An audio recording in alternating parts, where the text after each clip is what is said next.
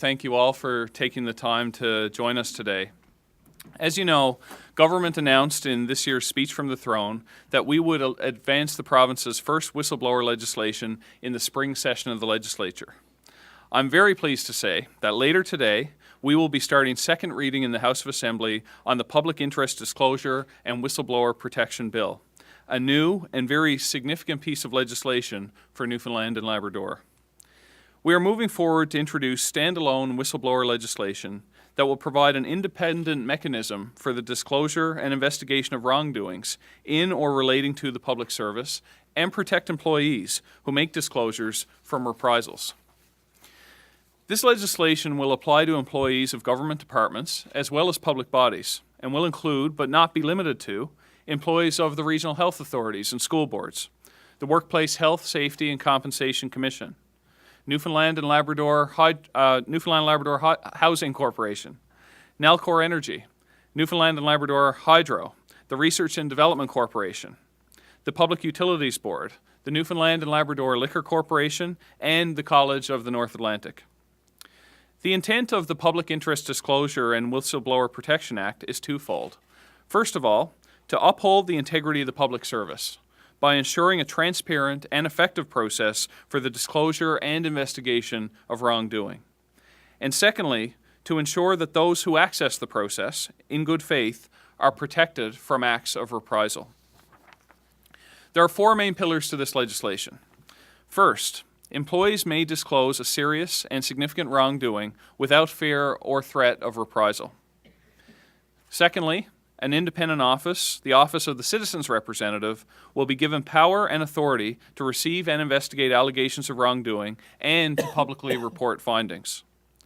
Third, anti-reprisal protections will be in place for employees who disclose wrongdoing. And finally, the Labour Relations Board will be given the power to consider complaints and award remedies, including reinstatement, for reprisals against whistleblowers. Unlike other provincial jurisdictions with whistleblower legislation, this province's legislation establishes a single disclosure process, which designates the Office of the Citizen's Representative as the independent office to receive and investigate disclosures of wrongdoing. The Citizen's Representative is impartial and independent as well of both the political process and government administration.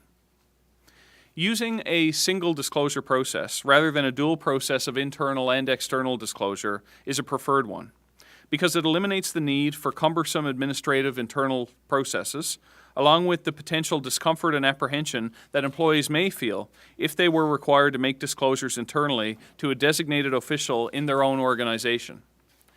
It also strengthens the integrity of the public service by providing a transparent and effective process for disclosure of wrongdoing. This new legislation also empowers our Labour Relations Board by giving it authority to consider complaints of reprisals filed by employees who believe that a reprisal or retaliation has been taken against them as a result of the disclosure process. So, for example, if an employee believes that there has been a reprisal of any type against him or her as a result of an action taken under this Act, they can make a complaint to the Labour Relations Board, who can decide whether a reprisal action has in fact occurred. The board can order a remedy or solution to resolve the matter where a reprisal is found to have taken place. Providing this clear role and authority to the Labour Relations Board is meant to guarantee that employees will be protected from reprisal.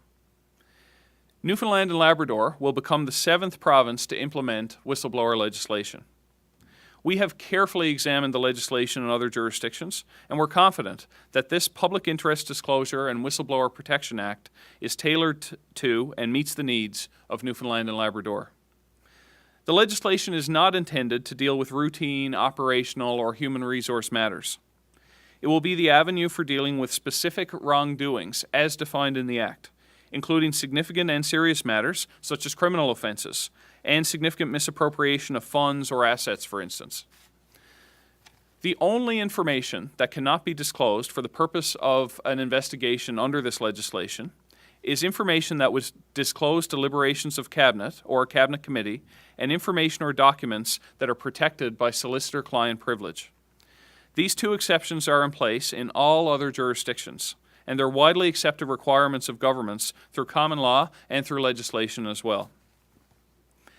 Finally, a key public accountability measure built into this legislation is the requirement for the citizens' representative to table an annual report in the House of Assembly on the exercise and performance of his or her functions and duties under this Act, including detailed statistical information related to inquiries and investigations.